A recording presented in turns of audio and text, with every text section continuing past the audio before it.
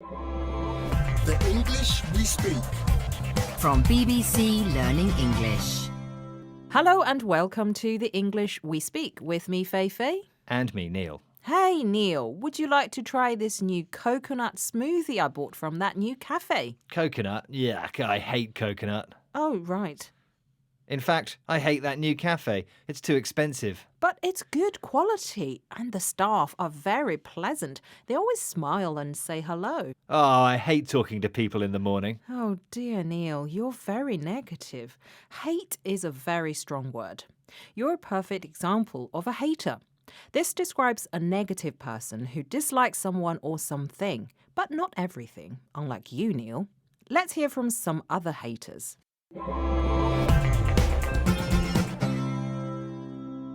I'm a real hater of restaurants adding a fixed service charge to the bill. Why can't I choose how much to tip? My wife's a hater of horror films, so we had to go and see a rom-com at the cinema instead. So, those are examples of haters. Negative people who dislike someone or something, and sometimes without good reason, like Neil. I hate it when you call me names. But, Feifei, I am allowed to dislike things, and I'm not as bad as modern haters. These are people who write unpleasant things about someone on the internet, like this. I wish I had ignored the haters who criticised my acting career on my blog. It's really knocked my confidence. Not nice. That's an example of a hater who writes unpleasant things about someone on the internet. Someone like this often criticises someone unfairly or without good reason. It can be very discouraging. Don't you just hate those kinds of people, Feifei? I do, but sometimes it's best just to ignore it. Yes, anyway, Feifei, I know what I don't hate. A nice cup of tea. Do you fancy making me one? Ah, you're ignoring me now. I hate it when you do that. Bye, Neil. Oh, bye. All right, shall I put the kettle on? The English we speak. From BBC Learning English. Hello and welcome to the English We Speak. I'm Feifei. And I'm Rob. Hey, Rob, have you ever wondered what you'd be doing if you weren't here? Lying on the sofa, watching TV, I expect. No, Rob, I mean in your career. If you weren't a talented presenter like you are. I'd be a financial whiz kid, investing in the stock market, making loads of money. A whiz kid? You mean someone young, very clever and successful at doing something? Yep, that's a whiz kid. I don't know why I didn't do it. Do you want me to tell you? No. Let's just hear about some other whiz kids who are young, intelligent and successful, just like me. My nephew is a computer whiz kid. He earns a fortune fixing people's laptops. Our new financial whiz kid has come straight from university, and he's doing really well. She was a whiz kid at university, so it's no wonder she's now a partner at one of the top legal firms. So, they are whiz kids. Clever, successful or skillful people. And most of all, they are young, like kids. And that's the problem, Rob. There's a problem? Yes, you're not young anymore. OK, clever then. I'm not so sure about that. All right. Successful. 1 out of 3 isn't bad. Well, OK. Perhaps I'd never be a financial whiz kid. Maybe I'll stick to my other plan. which is? Sitting on the sofa, watching TV. I'm off to do it now. Bye. The English we speak. From BBC Learning English. Hello and welcome to the English We Speak. I'm Feifei. And I'm Roy. What are you doing? There are keys everywhere. What is that noise? Sorry, I was just cutting some keys. It turns out that I've been doing my job wrong all these years. Ah, I know what happened. Neil called you to say you're not a key worker, right? Exactly. All this time at the BBC and I hadn't cut a single key. I'm lucky Neil was so forgiving. He had no idea what to say when I told him I'd start cutting keys. I'm not surprised he didn't know what to say. A key worker is someone who provides an essential service, like a doctor or nurse. Yep, that's more logical. I get confused sometimes. You do. Let's listen to these examples while you get rid of those keys. My friends Jorge and Zdenka are both key workers. They do the amazing job of teaching kids. Michiko is a key worker, but her class is closed at the moment due to the outbreak of the virus. Key workers need to have easy access to their places of work during the coronavirus crisis. This is the English we speak from BBC Learning English, and we're talking about the expression key worker. This refers to a person who is seen to give an essential service or have an important role, such as a teacher, doctor, or nurse. That's right. Key in this expression relates to vital or important, not to keys that open locks. Correct, and it's been quite a common expression during the coronavirus pandemic. People have been talking about the importance of key workers being able to do their jobs during a world crisis. That's right. In fact, I could say it's been a key point of discussion. I really respect the amazing jobs that people like doctors, nurses, emergency service staff, and teachers do. Yes, me too. One thing though, Roy, how much did you spend on that key cutting machine? Enough to say, please don't tell my wife, she'll be really angry? Do you want me to cut you a new key? No, I don't want to encourage you. Bye, Roy. Bye. The English we speak. From BBC Learning English. Welcome to the English we speak with me, Jiaying. And me, Roy. I can't believe you beat me at that video game. Well, you made some simple mistakes. It's understandable that I won. I'm a pro and you're a noob. A what? Anubis? Did you just call me an Egyptian god? Not Anubis, Roy. I called you a noob, as in someone very new to something and inexperienced. But I'm not a noob. I've been playing it for years. It's my favourite game. Oh, then you're just really bad at it. You need some more practice.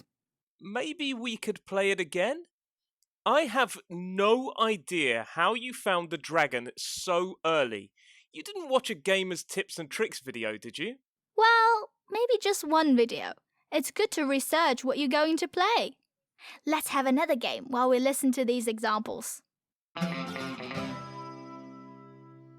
He ended up sending out the wrong information to the clients. He's such a noob. I can't believe I called her the wrong name. I'm such a noob. 4 years ago, I made a film.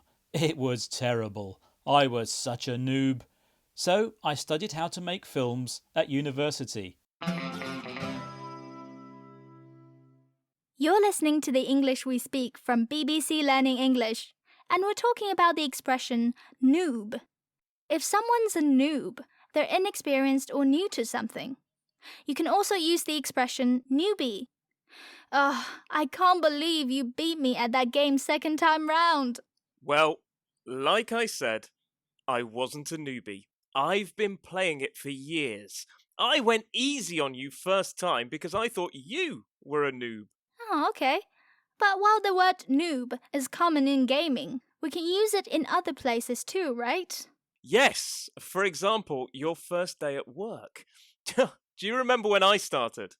You were such a noob. You forgot everyone's names and got lost in the building. Yeah, I was a bit of a disaster. That's okay. You didn't know what you were doing. So, do you want to play another game? No, thanks. I prefer playing against newbies so I can win. Bye, Roy. Bye. The English we speak. From BBC Learning English. Hello and welcome to the English we speak. With me, Feifei. And me, Neil. Neil, can you stop playing around on that computer and concentrate? In this program, we have a new word connected to the worlds of technology and work. It's used to describe a kind of worker who provides an essential service for the smooth running of all things web-based. A micro worker. A micro worker? Isn't that someone who makes microwave ovens? No, Neil, though it does have the same prefix, micro. Ah, yes, and the word micro, used as a prefix, indicates that something is small. But we're not talking about small workers. We're talking about small digital tasks that computers can't do on their own. Neil, stop typing. Sorry. These might be things like drawing around a digital image of a face to help train artificial intelligence systems to recognize people. That's right. Micro workers perform simple, repetitive digital tasks that help improve algorithms. Let's hear some examples. Since the recession, lots of people who lost their jobs have earned cash as micro workers. Some of the biggest tech giants have used micro workers to help develop their systems. Some complain it's badly paid, but others like the flexibility of micro work. You're listening to the English We Speak from BBC Learning English. In this program, we're looking at the word micro worker. It describes people who earn money from performing simple, repetitive digital tasks that help develop computer systems. As we've heard, micro work isn't a full-time job. It's something people can do as much or little as they want, when they want. On the other side, it's not very well paid or secure. Right. Are we done? Yes. What are you doing that's so important? Oh, just earning a little bit of extra cash as a micro worker. Bye. Bye. The English we speak. From BBC Learning English. Hello and welcome to the English we speak. I'm Jiaying. And hello, I'm Neil. Neil, why are you wearing a big wig? Don't you like it? Well, it's certainly big. Thanks. I'm wearing it because you said we were talking about the word big wig. A big wig? No, not that kind of wig, Neil. I'm talking about an important and powerful person. Ah, silly me. Yes, a big wig is an important person in a position of power.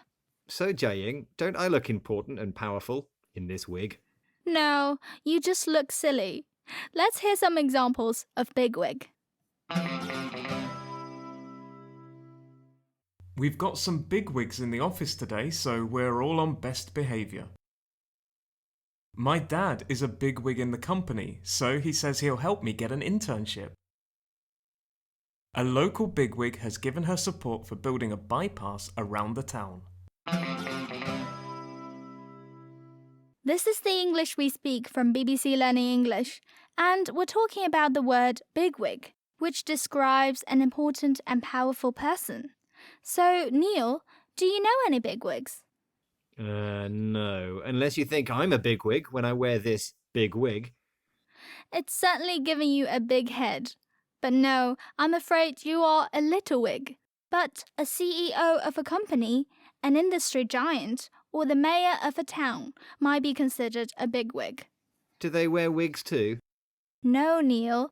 But the word comes from the 1700s, when English men of authority wore wigs, and those in higher power wore larger wigs. Oh, right. I'm off then. Where are you going? To get a bigger wig. Maybe I'll be more important then. I don't think so. Bye. The English we speak. From BBC Learning English. Hello and welcome to the English We Speak. I'm Feifei. And I'm Roy. My legs are really aching. I've been standing all day. Well, there's an easy fix for that, Roy. Sit down. No, sorry, I can't. I want to be at the front of the queue when we go to watch Rob's Biscuit Band tonight. Firstly, I'm not going with you. Secondly, I think you've mixed up front of the queue with frontliner, which is a word we're talking about in this programme. Ah, right. A frontliner is a person who works in an advanced position. It's been mentioned quite a lot recently due to the coronavirus pandemic.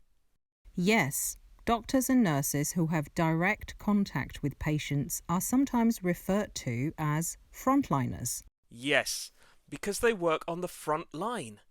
Right, now I'm going to sit down. seeing as we're not queuing to be at the front of the line. Yes, you should. Let's listen to these examples. Ahmed is a frontliner and works in the hospital as a doctor, helping patients recover from diseases. Wellington's mother is a frontliner and attends many accidents as a first responder. Roberta always wanted to be a teacher growing up, and now she works in a school as a frontliner. This is the English we speak from BBC Learning English, and we're talking about the word frontliner. This is a term that refers to people who work in an advanced position during a pandemic, such as doctors and nurses. They do amazing jobs. Sometimes they get referred to as frontline doctors and nurses or frontline workers. Many people see them as heroes. Yes, these frontliners have been risking their lives to save people from the virus recently.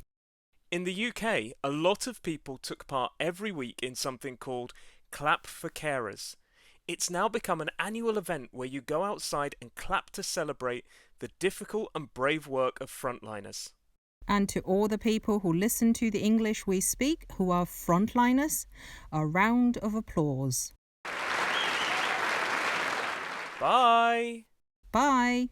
The English we speak. From BBC Learning English.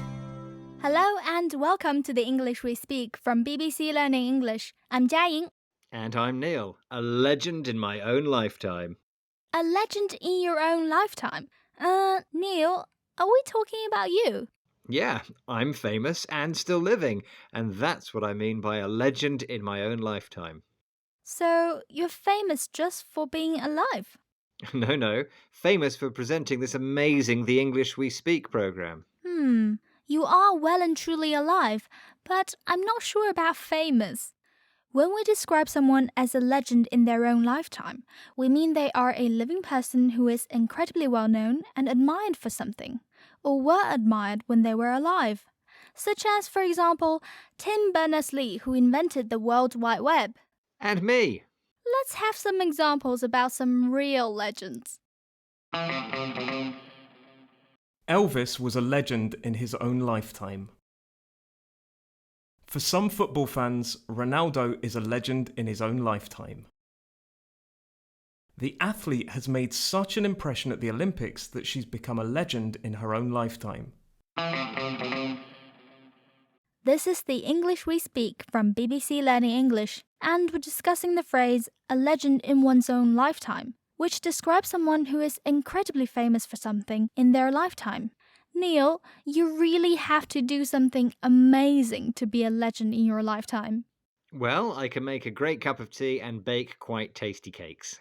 Ah, that makes you a legend in your own lunchtime. Now that doesn't sound so great.